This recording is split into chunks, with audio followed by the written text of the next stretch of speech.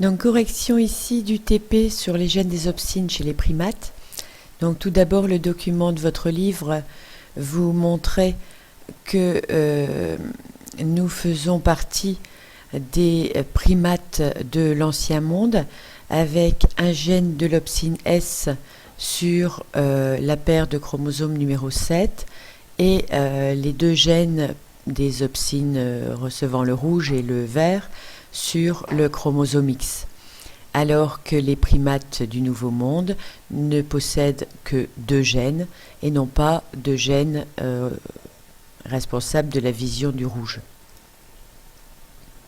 Alors ceci permet d'étudier les primates proposés grâce au logiciel Phylogène et donc de construire la matrice des distances génétiques pour l'opsine commune, l'opsine bleue, chez les 8 primates que l'on mesure en pourcentage de différence, donc toujours la diagonale de 0, et puis les chiffres ici qui nous montrent des parentés plus ou moins importantes entre les espèces. On voit qu'entre l'homme et le bonobo, par exemple, il n'y a aucune différence pour cette opsine S, tout comme l'homme comparé au chimpanzé, et que pour d'autres singes, on a des différences plus importantes.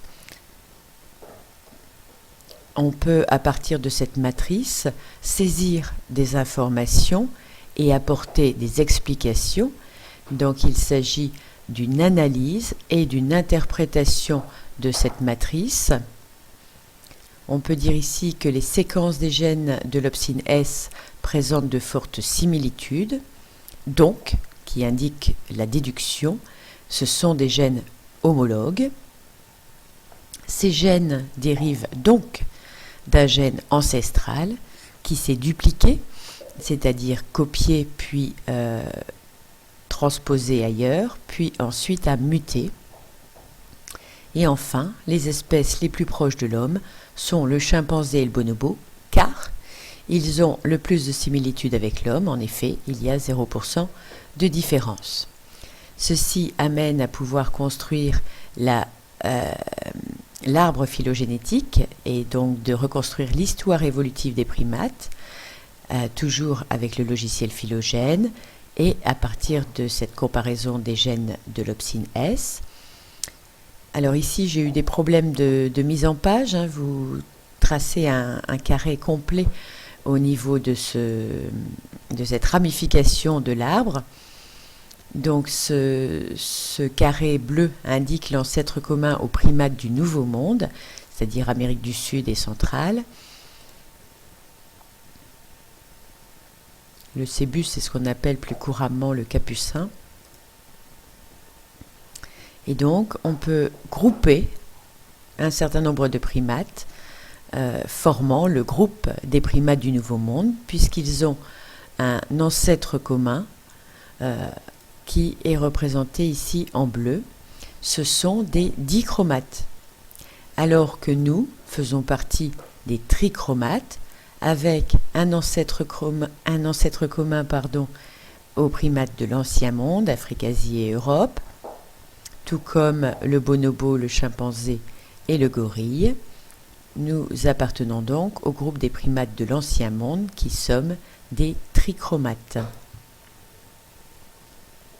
On peut placer également les duplications sur ce document, c'est-à-dire les copies de gènes et transpositions sur un autre chromosome ou sur le même chromosome à un autre endroit.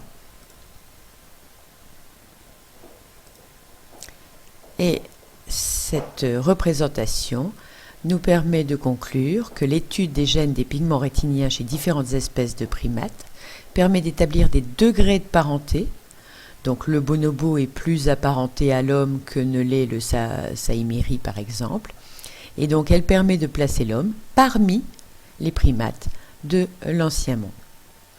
La conclusion de ce premier chapitre, c'est que la rétine convertit les stimulations lumineuses en messages nerveux qui sont transportés par les fibres des nerfs optiques, puis arrivent au cerveau qui va les analyser pour élaborer la perception des images. Ce qui va nous amener donc tout naturellement au chapitre 2, rôle du cerveau dans la vision. Merci de votre attention. Donc chapitre 2, rôle du cerveau dans la vision. Si on regarde cette image qui n'est pas dans votre livre, je crois que vous voyez tous une pomme ici et des pommes là, même si la représentation n'est pas du tout la même. Donc ça veut dire que votre cerveau joue un rôle important dans la vision. Si vous regardez cette image pendant un certain temps, vous allez d'abord voir un certain personnage, soit une personne âgée avec un grand nez, une bouche et un menton pointu, ou alors une jeune fille avec ses cheveux, son œil, son nez de profil, son menton et son collier, et son cou dégagé. La même image nous donne deux interprétations différentes. Rappelons en introduction que nous avons vu que les messages nerveux issus de la rétine sont acheminés jusqu'au cerveau par le nerf optique. Et donc la problématique de ce chapitre sera de répondre à la question comment les informations nerveuses sont-elles traitées au niveau du cerveau.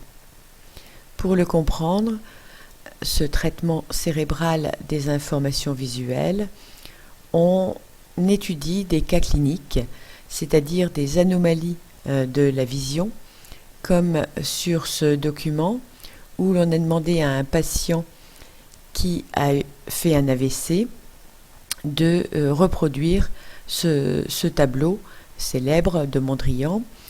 Vous voyez qu'il a respecté la position des différentes formes, mais qu'au niveau couleur, ça n'est pas du tout correspondant à l'image.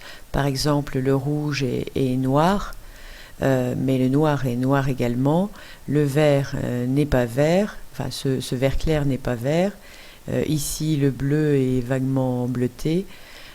Donc on a un problème et on nous dit que cet AVC a eu pour conséquence un problème au niveau du cortex cérébral, c'est-à-dire la zone extérieure du cerveau, et plus précisément une partie de ce cortex qui s'appelle l'RV4. On se dit que cette partie du cerveau doit intervenir dans la reconnaissance des couleurs, même si jusqu'alors on pensait que c'était uniquement les cônes qui intervenaient ici. Alors, la question qui va se poser maintenant, c'est quelles informations les pathologies cérébrales donnent-elles sur le rôle du cerveau dans la vision.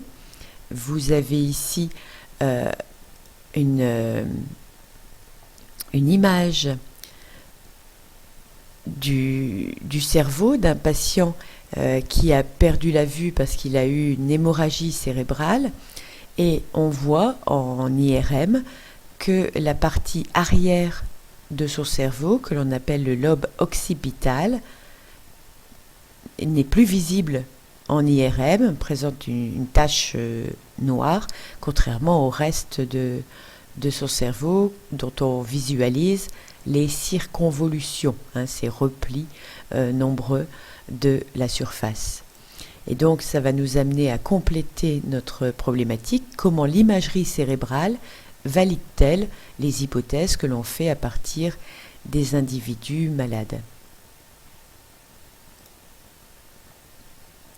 Donc, dans un premier temps, quelles sont les techniques d'imagerie médicale? Je vais vous demander de rechercher les différentes techniques modernes d'imagerie du cerveau qui permettent d'aller explorer ce cerveau sans l'enlever, parce que c'est quand même un peu gênant, et de classer ces méthodes en deux catégories, celles qui relèvent de l'exploration anatomique et celles qui relèvent de l'exploration fonctionnelle. Vous répondrez sous forme de tableau en vous aidant notamment des documents que vous trouvez dans votre livre. En effet, dans l'exploration anatomique, vous placerez le scanner et l'IRM, et dans l'exploration fonctionnelle, l'IRM-F et la TEP. Merci de votre attention.